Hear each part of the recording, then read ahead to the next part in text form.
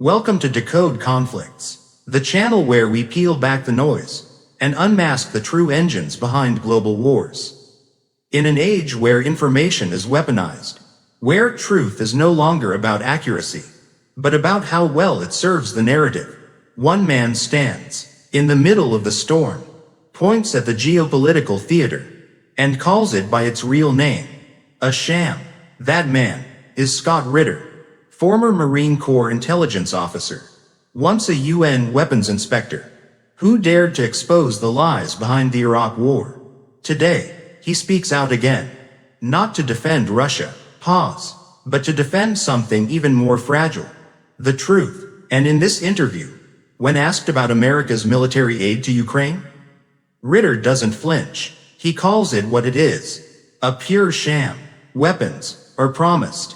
Headlines scream of billion-dollar support packages. But in reality, nothing is delivered. Not in time, not in volume, not where it matters. Patriot missile systems, hailed as game changers, still stuck in German factories. Production dates? 2026 or later. But this is 2025, and Ukrainians are still dying. So what do all these promises mean? Ritter is blunt. There is no real transfer, no intent to win, just political theater, drawn out to prolong a war that Ukraine never had a chance to win. If Ukraine is the victim, if Russia is undeterred, and if the United States is just playing a role, then we must ask, who is this war really for? And more importantly, who's paying the price? Slower, in blood, in lives, in the very future of a nation that's being burned in silence. You know, when he first announced it, I was scratching my head as to why 50 days? I mean, it's a arbitrary number. I don't know if my screen's frozen or not, but I'll keep speaking just in case you can hear me. Yeah. Your voice is good. It's an arbitrary number. Okay.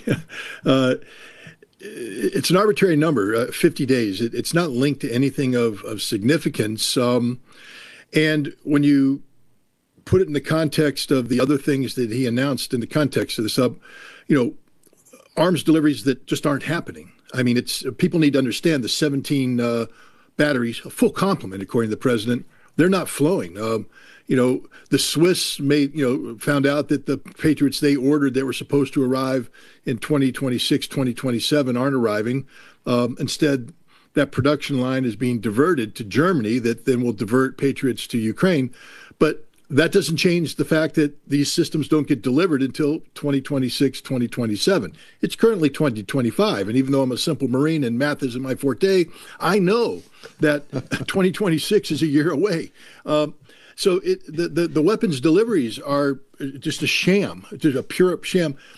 The sanctions aren't going to happen. I mean, this notion that the president is somehow going to drive fear into the hearts of the Chinese, the Indians, and the Brazilians by threatening sanctions. Brazil already said, if you don't want to trade with us, we won't trade with you. It doesn't matter. China's already said we're doubling down on Russia. And, do you want us to once again pull the plug on rare earth minerals and magnetic materials that will collapse your auto industry? Trump won't do that.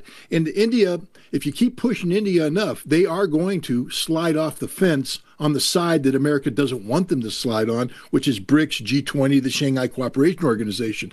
So 50 days to do what? Seymour Hersh, a close friend of mine and a man who I deeply respect in terms of his journalism, has come out and said it's to get rid of Volodymyr Zelensky. And this is the only thing that makes sense.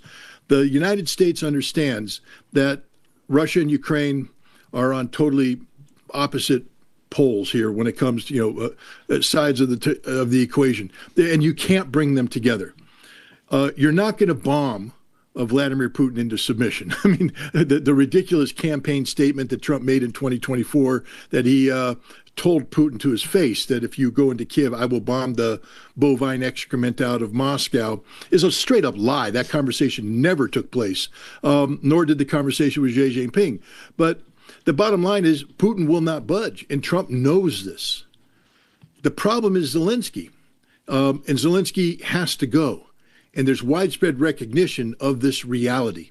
And I think Seymour Hersh's reporting, together with other reporting that's appeared in the British press, strongly suggests that Zelensky's on his way out. And this is the only way you move this issue forward. You remove Zelensky. You have to have elections in Ukraine. There has to be a legitimate leader that then can negotiate a deal that will be acceptable to the Russians. I mean, that's the other bottom line is whoever replaces Zelensky has to know that this is a new game and there are new rules. The old rules, the old game no longer apply. But I think that's what these 50 days are for. I think Zelensky's on his way out. And again, I don't mean to be too harsh here, but he can either leave the old-fashioned way, which is on an airplane with a suitcase full of money going to one of the many mansions that he's bought with American taxpayer funds over the course of the past decade, or he can die on a cold slab, shirtless, with a bullet hole in his head. That's just the way it's going to be. There's no happy ending for Zelensky here. There needs to be more than one suitcase, I think, unless he's got most of it out already. I'm recalling our former puppet in Afghanistan. I've already forgotten his name, but I will never forget the black bin bags brim full of paper currency. It's so very last decade, isn't it? But the coordination of the I don't know if you've read Robert Louis Stevenson, Treasure Island. The black spot was pressed into the palm. This was a black spot moment. The Spectator and the Financial Times, who don't do anything, never say anything that is not approved by the state and the deep state, they handed Zelensky the black spot this weekend. They said that, guess what, he's an authoritarian. What you and I were accused of being Putin apologists for repeatedly pointing out, they said he's corrupt. Ditto, that he is deeply unpopular. Ditto. Everything we said is now appearing in the world's fanciest newspapers. How does that feel to you? Well, it won't be the first time this has happened. I would hope it would be the last time, but you know, unfortunately, I have a tendency to call things correctly before the mainstream media catches on, and it usually means that bad policies have ensued that aren't fact-driven. But Zelensky, I did a documentary on him, a two-part documentary back in 2023 called Agent Zelensky, where I detailed the fact that this man isn't a democratically chosen savior of the Ukrainian people, but a hand-picked puppet of MI6, the CIA, Ukrainian oligarchs, whose sole job was to do what happened, to get Ukraine to serve as a proxy to the West in a conflict with Russia designed to strategically defeat Russia. And in this way, you can say Zelensky has been a great success in terms of facilitating at least 3 years of this effort. But the fact is, the Russian bear isn't going to roll over and play dead. The Russian bear came out of hibernation and has been eating very well, apparently, and it's a very strong bear right now, and it's on the prowl. And nobody's going to be able to put it back into its den. And so Zelensky's time is up. They now have to bring in another figurehead whose job is to facilitate the surrender of Ukraine. And that's what we're talking about here, literally the surrender of Ukraine. This will not be a negotiated settlement. And the West is starting to come to grips with that. You see the panic in NATO right now as they realize that Russia has won this war. And it's not going to end well for NATO in terms of their ambitious endeavor to keep Russia down. The good news is all the ridiculous talk you hear out of the British generals and the Polish generals and the French generals, even now American generals, about Russia wanting to invade NATO. That's just ludicrous. It's stupid. It's ignorant as the day is long. But they need to be saying this and screaming this as people look at Ukraine and say, hey, we're losing. And they can't say, well, it's just a fake the whole time. It's just a proxy war. Don't worry about it. They now have to say, in order to preserve their political credibility, yes, those evil Russians are winning there, so now we need to build up our arsenals to be able to confront the Russians. I've never seen so much bellicose posturing by British officers in a long time. I mean, it's up there with the ridiculous posturing of the German officers and the Polish officers, three armies that simply can't fight today, especially the British Army, who, I mean, can barely fill up a soccer stadium with troops. And apparently, based upon what I've seen, no offense, George, but many of these troops are not battle fit. And yet the generals are out there just talking as if they're ready to go to war with Russia. It's not only embarrassing, but it's dangerous. It is dangerous and slightly absurd, slightly Gilbert and Sullivan. It is a paper army. We have 74,000 in all three armed forces, by the way. But that includes hairdressers and clerks and medical staffs and probably diversity officers and all the rest of that paraphernalia. We probably couldn't field more than 40,000 people across three services that would be ready for action in a war against Russia with millions of men and 3 years battle hardened and with a military-industrial complex that knocks everybody else together. Military-industrial complex working like clockwork. No doubt the 40,000 that we have are skilled and brave officers and men. I'm not in any way seeking to disparage them, but they are being encouraged by their political masters to get into, a swinging dick contest with people with much, much larger dicks than them. And that's what's dangerous about it. I'm sorry, George, that's just perfect. But yeah, I mean, this is basically, the beta cooks showing up at the porn star convention thinking they got what it takes. They don't. It's ridiculous. Just to show you the level of ridiculous. No, drone warfare is being redefined as we speak in the Ukrainian-Russian conflict. The Russians now, they allowed an Italian journalist to go through their production facility in Tatarstan and outside of Kazan, where they're in the process of producing over 1,000 of these Shahed-style drones a day, 1,000 a day. They're already firing 400, 500, 600, 700 a day. There's talk that they're going to get it up to 2,000 a day. This is Russia in full swing. And when I say in full swing, understand that they're not really in full swing because the Russian economy is still very much dominated by civilian industry. The military has been mobilized to a certain extent, but this is not a wartime footing. But in this, mobilized state, they're outproducing the West in 3 months what the entire NATO produces in a year. Pete Hegseth, the U.S. Secretary of Defense, has come out with this ridiculous directive for drone dominance. He's directing that the United States will have drone dominance as if by saying this, it shall happen. And at the same time, the United States has unveiled its copy, literally a copy of the Shahed drone, the geranium that the Russians are mass producing, called Lucas. It's got one of those ridiculous American acronyms. But he's saying this proves that we're on par with the Russians. Lucas is still in the developmental stage. It hasn't achieved mass production. It never will achieve anything remotely resembling this because the Russians are producing something that costs $20,000 each. Lucas is going to cost close to $1 million, $1.5 million per copy. This shows you why we will never match the Russians because we can't do what the Russians do. And we're not even talking about the manpower right now. I've said this before and I'll say it again. Are the Russians supermen? Absolutely not. They bleed just like we do. When bullets hit them, they die, they get wounded, they cry out for mommy. They do the whole thing. War is as hell. But what the Russians have on us is that for 3 years they've learned how to kill. There's a great book written by a trilogy. Rick Atkinson wrote it about the U.S. Army in World War II.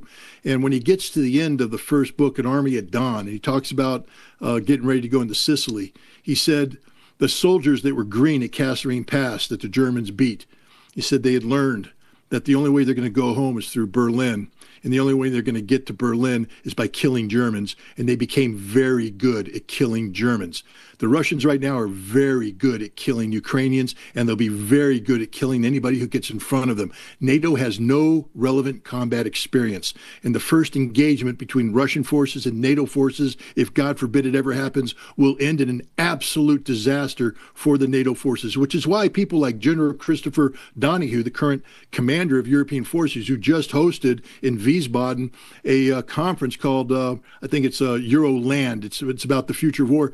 He threatened to take out the Kaliningrad exclave. He said, we can do this instantly. No, Chris, you can't.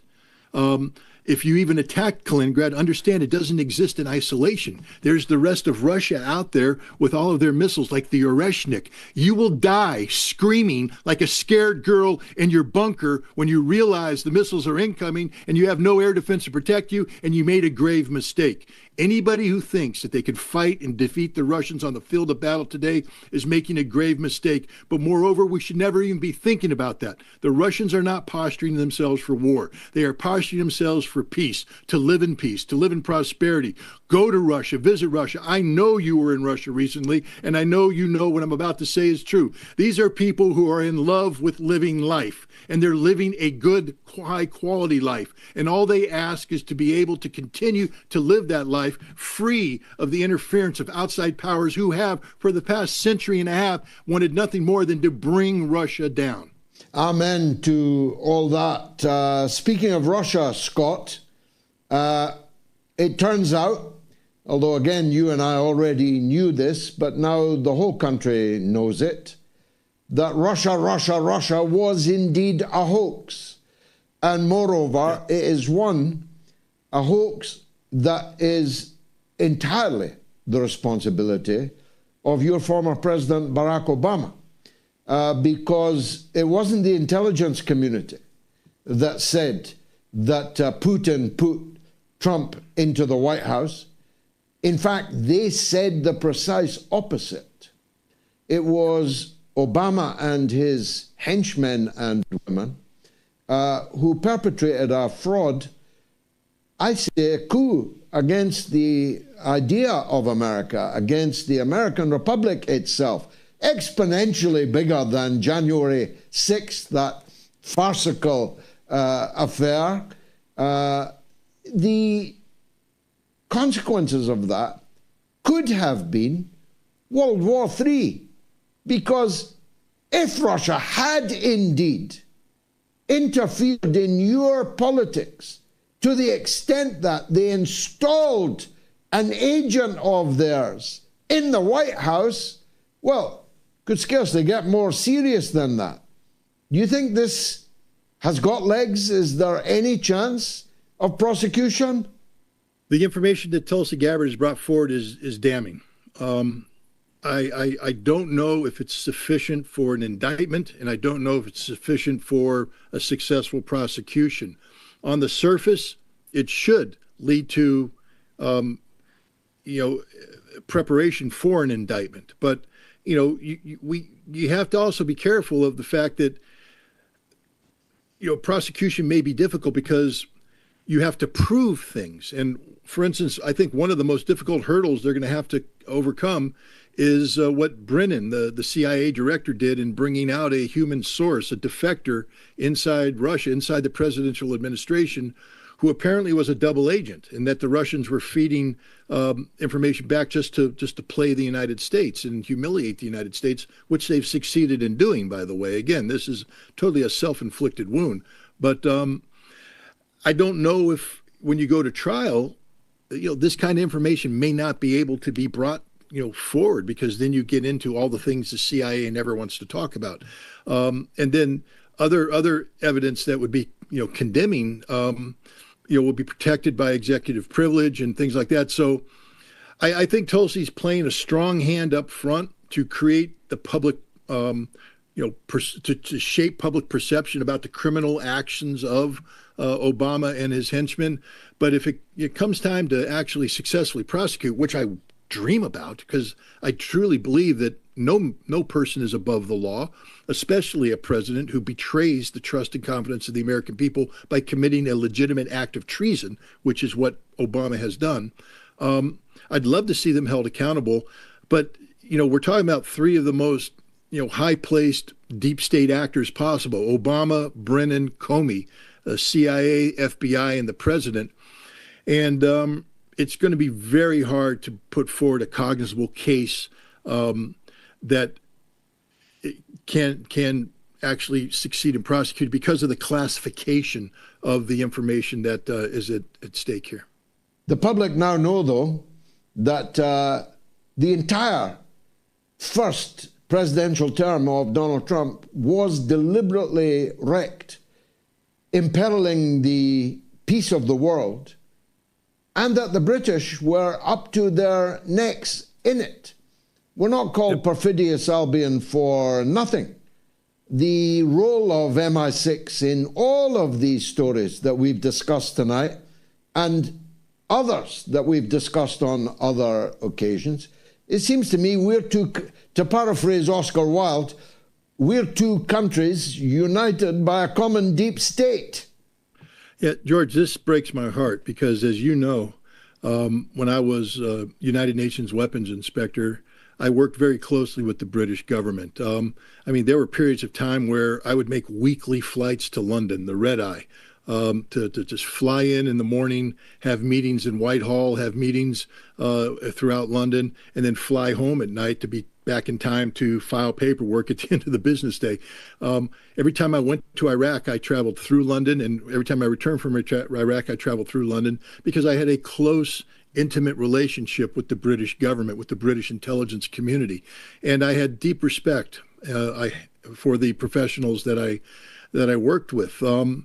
But that England no longer exists. And in the England that I believed in was you, George.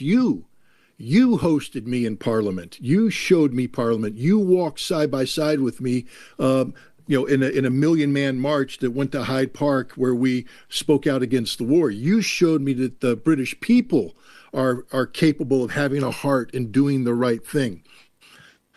And that's the England, the United Kingdom, the Great Britain that I fell in love with, but it no longer exists. I'm not saying you don't exist. Clearly you do. But your government is not the friend of the United States, not by any stretch of the imagination. And we're at a point right now in American-British relations where we need to be calling a spade a spade. You are not our friend. In fact, you are our enemy. You facilitated active treason against the sitting president of the United States. Under some circumstances, that would be a casus belli, which means we have every right to blow you off the face of the earth. And you're lucky I'm not the president, because I'll tell you what, you interfere with American democracy to that degree, you will pay a heavy price, as you should. Not you, George. You're my friend, and not the British people, and that's why we'll never do this. But your government is the absolute enemy of not just the United States, but all of humanity. The thing it's a shame to say, because you're the birthplace of the Magna Carta. You're the birthplace of some of the, the greatest intellectual minds about democracy and, human rights. And what you've become, what your nation has become under its current leadership, is an embarrassment, not just to England, but to all of mankind.